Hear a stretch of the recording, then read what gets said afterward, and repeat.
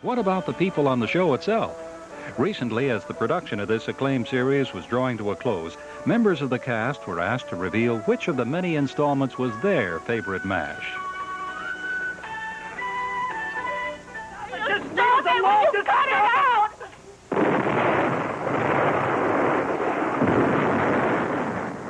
Hot Lips and Hawkeye, who would have thought it? Alan Alda did, and he wrote it. We broke a taboo there. I like shows where we break taboos. It started out simply enough. Hawkeye and a nurse will demonstrate a surgical technique at another MASH unit. I'm going with you. Well, I think a doctor should choose his nurse. I'm going with him, period. End of sentence. Comma, she is in charge of the nurses. You said it. Exclamation point. The taboo was that Hawkeye and Hot Lips couldn't have an affair because their characters are so different. There's such a terrible mismatch. It doesn't make any sense. And how could you? What would happen after that? Alda told me this wasn't an easy story to write. The situation that would throw this mismatched pair into each other's arms had to be believable. Not an easy task, since the only giggles Margaret and Hawkeye usually share are when the cameras are off.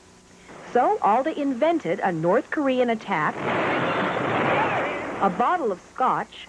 So how good could that be? How good does it have to be? Give me the bottle.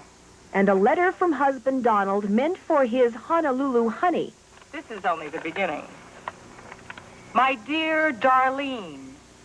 And whenever you put two people who don't go together very well in the same room, you get interesting scenes. And when you put them in a very intimate situation, as intimate as you can get, then you have a really interesting story.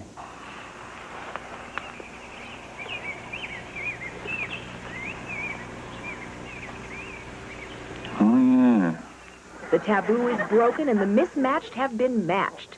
Now, Hawkeye would never have fallen into the arms of the woman who started out with the nickname Hot Lips. But as Loretta Swit pointed out to me, Margaret has come a long way, baby. She has grown as a person, and she's easier for me to play because I'm closer to the character now. All right, rehearsal.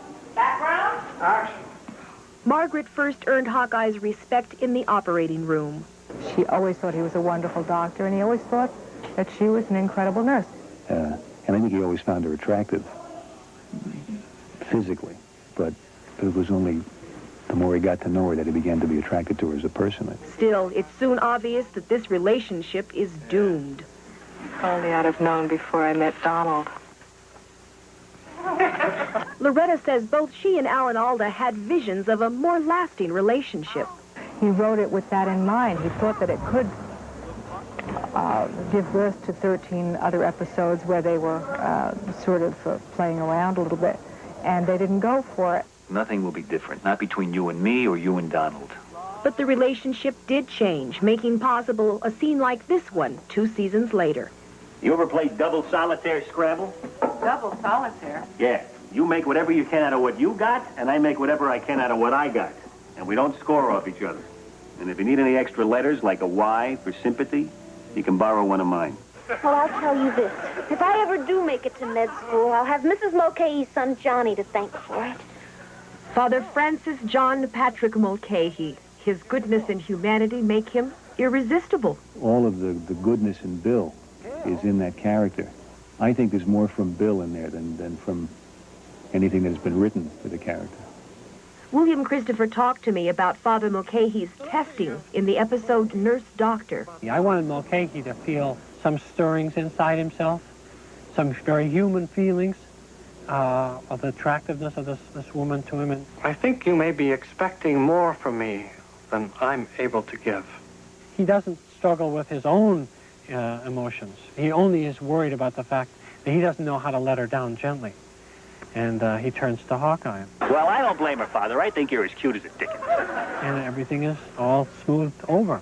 But you're not really satisfied. But, well, I think there was a beautiful script, and I don't want to say I'm dissatisfied with it, but I think there's another idea that we didn't get to. Father Mulcahy will save souls and even lives in this last season of MASH. We got a tiny tease when we visited the set. Just get upright on your knees, a little higher. Good. That gives us a good cutting motion. And action.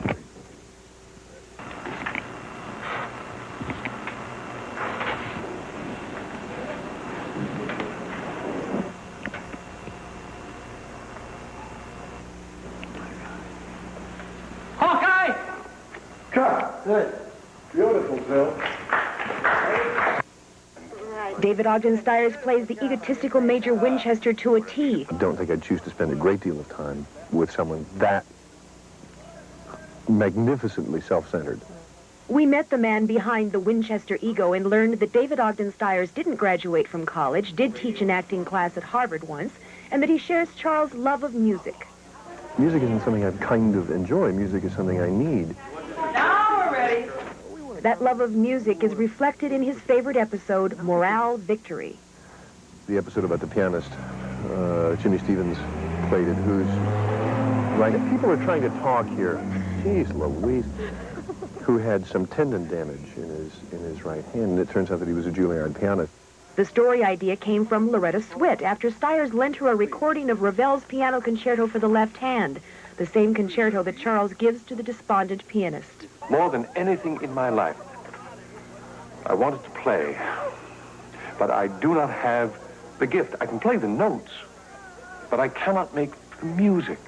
The true gift is in your head, and in your heart, and in your soul. We see through music that Charles does have a heart. Even murderers pet dogs, you know, when they have a relaxed moment and time free, and a dog handy. But music is more than a pet dog to Stiers. There's no way to misunderstand music the way there are so many ways to misunderstand words. Our hearts. The creators of MASH replaced Trapper John with a character named B.J. Honeycutt and the actor Mike Farell.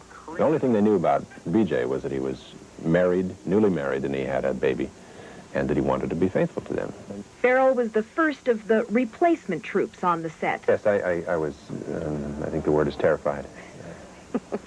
But soon, Farell was writing and directing episodes. You're an extraordinarily attractive woman. Thank you. In War Co-Respondent with Susan St. James, he challenged the character of his character. We do a lot of these shows where B.J. and Hawkeye and the gang is there, and an attractive woman comes into the MASH compound, and she sees Hawkeye, and she says, wow. And I said one time, wouldn't it be interesting if a woman came to the compound and I need some sleep. Hawkeye said, woo-woo, and she said, no. What about Honeycutt? BJ? Still, Farrell's writing is faithful both to his character and to B.J.'s marriage. I eat, drink, sleep, dress because of the war. I found you because of the war. I can't go from how do you do to I love you because of the damn war. It makes sense in television today to have a role model for fidelity and for family values. The winning MASH formula is a seesaw between the serious and the silly, as in this last Halloween party on the MASH set. You got to admit it, Margaret, that slit is as high as an elephant's thigh. Farrell balances the comedy and drama with the ease of a wire walker. Worked out very nicely, I must say.